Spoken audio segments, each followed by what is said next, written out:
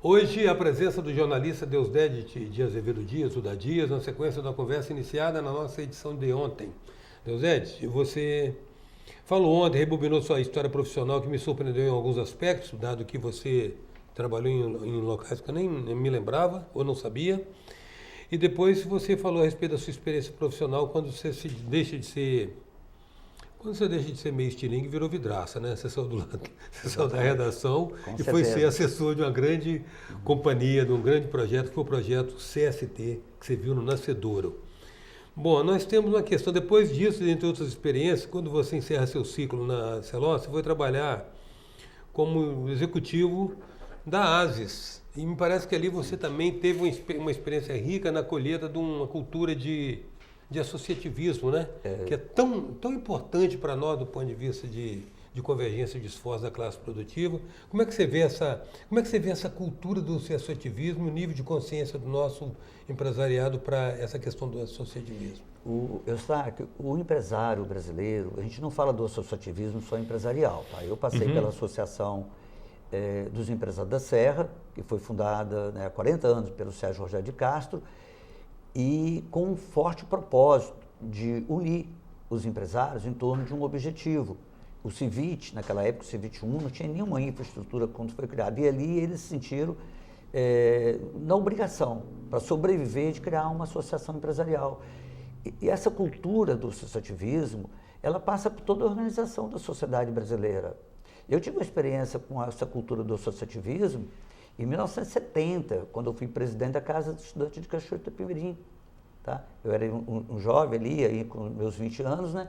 Fui ser presidente de uma entidade, já tinha passado por lideranças, né, no colégio, no liceu, né, quando lá eu atuei como líder, né, estudantil, e isso vem de uma formação no cidadão, dele ter o compromisso com o desenvolvimento da sociedade, se associar, associativismo é se associar a grupos, né, que estejam voltados para um objetivo comum, do bem, seja empresarial, seja da sua comunidade. Hoje, por exemplo, eu estou como presidente de uma associação de comunidade, que é a Associação dos Moradores do Barco Vermelho, uma entidade que eu ajudei a constituir. Então, a ASIS, né, é uma das grandes associações empresariais do Espírito Santo, mas ainda está longe do empresário brasileiro assumir esse papel na liderança do associativismo. O Sérgio Rogério de Castro está fazendo um trabalho brilhante. Ele fundou uma escola, a primeira escola de associativismo do Brasil. Mas não é do associativismo empresarial. Atuar em todo o segmento do associativismo, das fundações filantrópicas, que são os hospitais, das associações de bairros, né? E das associações empresariais. Porque se nós dependermos de organização governamental para resolver os grandes problemas que o Brasil tem ainda pela frente, o Brasil vai continuar como está, estagnado. Só quando nós nos associarmos, nos unirmos, né, em defesa dos interesses do cidadão, sem questões de política, partidária, ideológica. Nós estamos falando do puro associativismo, com sobrevivência, com qualificação, com profissionalismo, né, com independência financeira, ser independente, nunca receber dinheiro de governo. E aí nós vamos ter, sim, o fortalecimento do associativismo. Eu costumo chamar assim, o espírito do associativismo. Quer dizer que, mas uma componente parece fundamental é que a predisposição ao voluntariado, né? O voluntariado, ele só funciona, Eustáquio, se ele for profissional.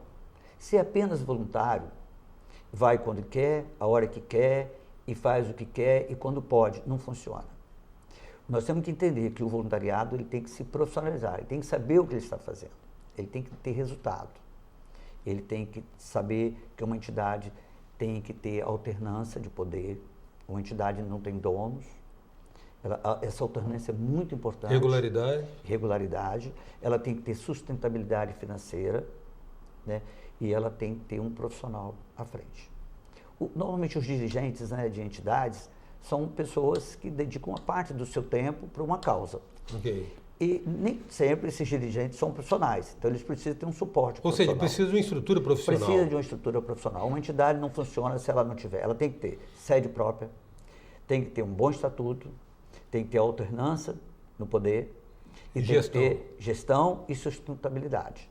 Ela não pode querer fazer nada se ela não tiver recurso financeiro. Todas as entidades, seja uma entidade voltada, vamos botar assim, a associação de bairro. Os moradores têm que contribuir com a entidade para pagar uma secretária, pagar o serviço de telefonia, né? Toda a estrutura dela. Não pode uma entidade funcionar na casa do presidente, na casa do diretor. Primeiro fato é ter uma instalação física, que a gente chama de ter sede própria. Isso é fundamental, Eustáquio. Se não fizermos assim, a gente vai ser aquele voluntariado sem compromisso. Você acha, então, que a nossa cultura ainda é incipiente? A nossa cultura de associativismo ainda deixa muito a desejar? Eu acho que nós ainda temos que fortalecer essa cultura do associativismo, né? Os sindicatos hoje, seja de patronal, seja de empregados, né, estão com seus dias contados se eles se mantiverem na estrutura financeira que funcionou até agora, com a obrigação da contribuição sindical. Como a contribuição agora vai ter que ser espontânea, eles têm que entregar. Os sindicatos vão ter que estabelecer um novo patamar de trabalho. Eles vão ter que viver com associativismo. Porque quando eu me comprometo com o sindicato, eu não posso me comprometer por uma questão de contribuir forçadamente. Querendo ou não, né? Querendo. Eu tenho que contribuir voluntariamente, eu tenho que me comprometer. E como a entidade tem custo, tem gasto, ela precisa de que todo mundo dê a sua contribuição financeira para que a entidade funcione. E ter independência. Uma entidade que fica ligada a qualquer situação política, partidária, não funciona, que passa a ter ingerência. E as grandes entidades independentes são as que vão sobreviver. A presença hoje é do jornalista Deusdedit de Azevedo Dias e a gente volta já.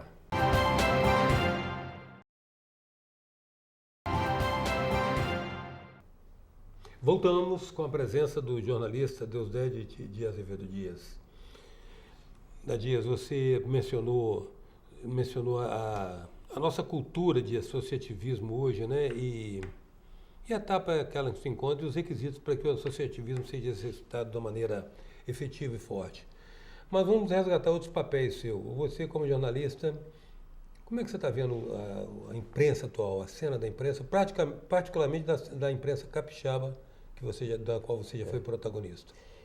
Olha, Eustáquio, eu não sei se é a ansiedade, se é a concorrência, de você antecipar os fatos, mas o que está acontecendo hoje, lamentavelmente, com a grande imprensa brasileira, é a falta de comprometimento com a essência da notícia. Não se apura os fatos. A imprensa corre para dar uma notícia que amanhã ela teria até que desmentir, porque foi uma matéria ou alguma notícia plantada, né, ou obtida, né, por fontes, né, não confiáveis, né, mas essa ansiedade está levando o jornalismo a denegrir a própria imagem da essência da formação, da comunicação. Então a gente vê muitas matérias que vão ao ar com uma pressa, não se apura. Então isso causa um mal-estar junto à sociedade. Eu acho que a sociedade brasileira, no geral, está desacreditando no papel da boa comunicação da grande imprensa brasileira. Você acha que é uma pegada burocrática na condução do processo hoje, ou seja, talvez por ter que cumprir deadline, tempo de fechamento de edição, com prazos, a insuficiência, a dificuldade das empresas também, porque o modelo de financiamento da comunicação mudou, né? As empresas não estão podendo ter altos faturamentos para poder bancar grandes redações. Isso é verdade, mas por outro lado, o custo de fazer um jornalismo, né, há 20, 30 anos atrás, era até maior do que agora, porque você tinha muito deslocamento do profissional. Então você tinha que ter uma frota de veículos, né? Uma grande equipe de repórteres fotográficos para acompanhar várias equipes. Hoje, com a internet, isso é tudo muito fácil. Você compartilha na rede as informações, compartilha tomada de imagem, né, com muita facilidade. Então, por um lado, você diminuiu esse custo, mas o que está faltando é a essência da informação. Eu acho que a gente tem que ter cuidado, que a partir do momento que você noticia, que eu boto uma notícia no ar, eu posso estar fazendo um estrago numa imagem de uma pessoa. Eu posso estar deteriorando um processo de comunicação que pode causar prejuízos até econômicos. Quando muitos prejuízos nós vimos aí de pessoas que foram, né, denunciadas, notícias que foram mal apuradas, e no dia seguinte tem que pedir desculpa, né, porque era uma inverdade. Então, assim, eu acho que vale a pena, sim, não precisa entrar nessa ansiedade da pressa de informar. Eu acho que tem que ter qualidade, tem que ter comprometimento com qualidade da informação e seriedade, porque depois que a notícia vai para o ar, é muito difícil você retratar e corrigir. Até porque também, Deusete, com a proliferação das informações, nessa tsunami que a internet trouxe, onde todo mundo produz conteúdo, gera conteúdo e despacha conteúdo e recebe conteúdo, a função jornalística ela continua sendo muito nobre no sentido de ser, teoricamente, o jornalista ser aquele profissional preparado para produzir, para apurar, produzir, elaborar a informação, né? Na concorrência com tantos fake news. O que pode salvar o jornalismo, inclusive, é você ter idoneidade da informação, credibilidade da informação, como contraponto a tantas fake news que saturam hoje o universo virtual, né? Isso é um risco, né? Porque quando você tem uma rede social muito ampla, não há o compromisso daquela responsabilidade do que eu jogo no ar.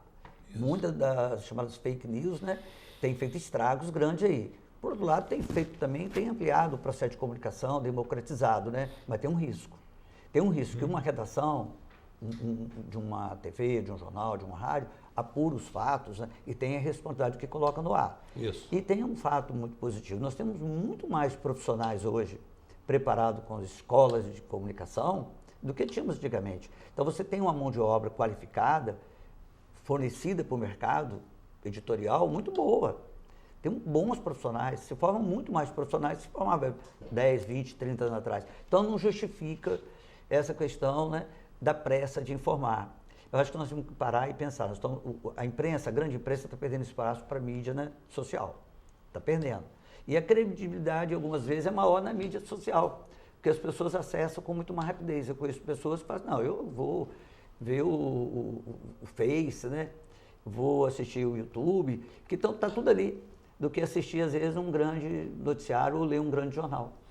O Deusete, e o Brasil de hoje, como você o vê, como você o lê? A minha leitura é simples do Brasil de hoje, Eustáquio. Nós passamos o período, né, chamado ditadura militar, o período da Revolução, batize com o nome que quiser, né, mas foi um período de uma mudança, né, no país, na década de 60, 64, muito grande. Depois veio a abertura política e tivemos, né, o pluripартidismo no Brasil e alguns partidos se arvoraram do poder, né, mas sem ter uma estrutura, um plano de governo, até sem ética em alguns momentos, né. E está faltando, então, na política, essa ética, essa responsabilidade. Nós temos que esquecer essa questão da ideologia política e olhar o Brasil como um todo. O Brasil é de uma dimensão fantástica. Os nossos problemas são muito grandes. Nós temos um problema de saneamento, nós temos um problema de saúde, temos um problema de educação, temos um problema de segurança, né? Então, nós temos que superar isso com o quê? Com planejamento empresarial. Não importa quem esteja no governo hoje. Eu acredito que nós vamos mudar esse país por força da sociedade. Hoje, um presidente da República, o Congresso brasileiro, não vai mais e ficar solto, não. A sociedade está se organizando a cada dia mais. Se fizer errado, nós vamos cobrar. Independente de questão ideológica, de que mudou uma situação política de 15, 16 anos e vem outra tendência, eu acho que nós, brasileiros, temos que esquecer essa questão de tendência ideológica partidária. Nós temos que olhar o Brasil como um todo. Se o presidente atual, se o Congresso se acertar, parabéns, nós estamos juntos. Se errar, nós temos que cobrar. A sociedade brasileira é a guardião desse país. Não há outra alternativa. Nós não temos mais partidos fortes no Brasil. Aliás, os partidos estão acabando, né? Nós vamos ter outras opções aí de estrutura. Talvez mudar até um modelo, para que eu não seja candidato só se o meu passaporte for carimbado por um partido. Nós temos que ter a independência, candidatos independentes.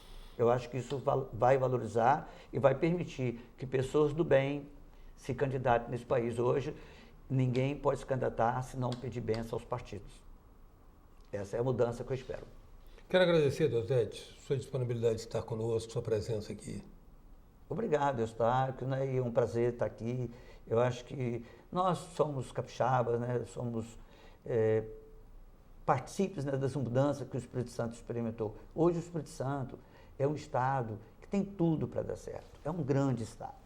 E eu torço para que isso aconteça. Então a nossa responsabilidade como cidadão está além de questões políticas partidárias.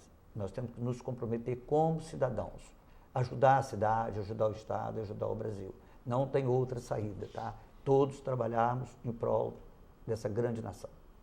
A presença hoje do jornalista Deusdedit de Azevedo Dias, o Dá Dias. Até já.